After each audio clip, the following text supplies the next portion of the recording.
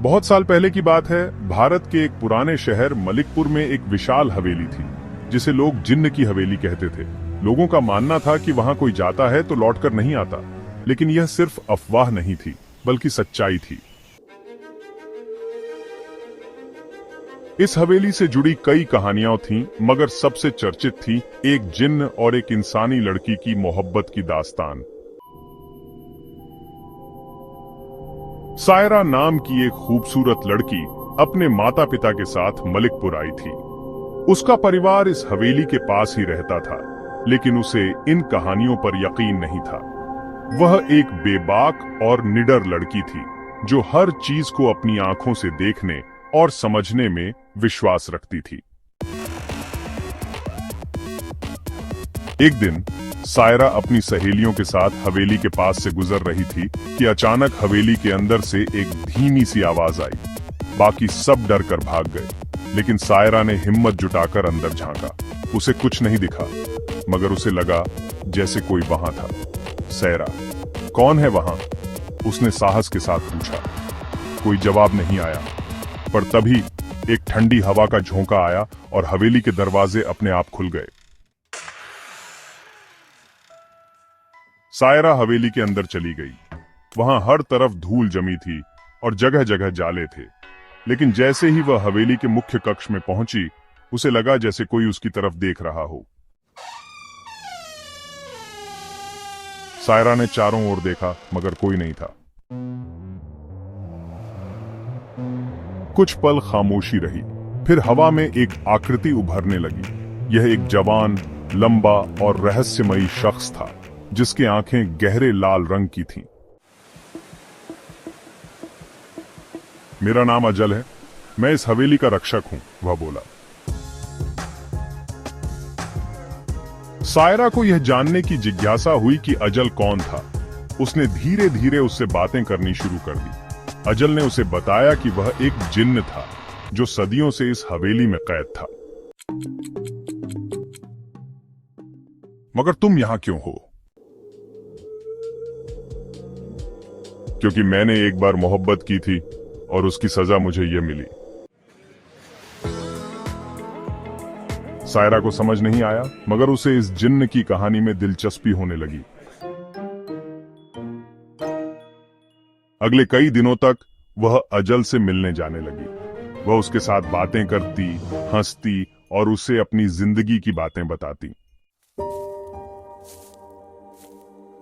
धीरे धीरे उसे एहसास होने लगा कि अजल कोई डरावना जिन्न नहीं था,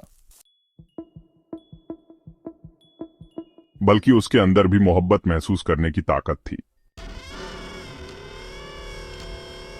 एक दिन जब सायरा हवेली में गई, उसने देखा कि अजल उदास था। क्या हुआ? सायरा, अब तुम्हें यहां नहीं आना चाहिए। ये जगह तुम्हारे लिए खतरनाक हो सकती है। मगर सायरा को अब उसकी चिंता थी। अगर कोई खतरा है तो मुझे बताओ, मैं तुम्हारी मदद कर सकती हूं। तुम समझती नहीं हो, अगर किसी जिन्न को किसी इंसान से मोहब्बत हो जाए तो उसकी सजा मौत होती है, और मुझे लगता है मुझे तुमसे मोहब्बत हो गई है। सायरा चौंक गई। उसे भी एहसास हुआ कि वह भी अजल के बिना नहीं रह सकती थी। मगर क्या इंसान और जिन्न का प्यार संभव था? सायरा और अजल के प्यार की खबर जिन्नों की दुनिया तक पहुंच गई। सायरा और अजल के प्यार की खबर जिन्नों की दुनिया तक पहुंच गई। एक रात जब सायरा हवेली में थी, हवेली के चारों ओर अजीब अजीब आवाजें गूंजने लगीं। एक रात जब सायरा हवेली में थी, हवेली के चारों ओर अजीब अजीब आवाजें गूंजने लगीं। जिन, वियो, अजल, तुम्हें सजा दी जाएगी। इंसानों से मोहब्बत करना हमारी दुनिया में हराम है। सायरा ने देखा कि कई शक्तिशाली जिन्न हवेली में आ चुके थे। अजल ने गिड़गिड़ाया, नहीं, अगर प्यार की सजा मौत है तो मैं भी मरने को तैयार हूं।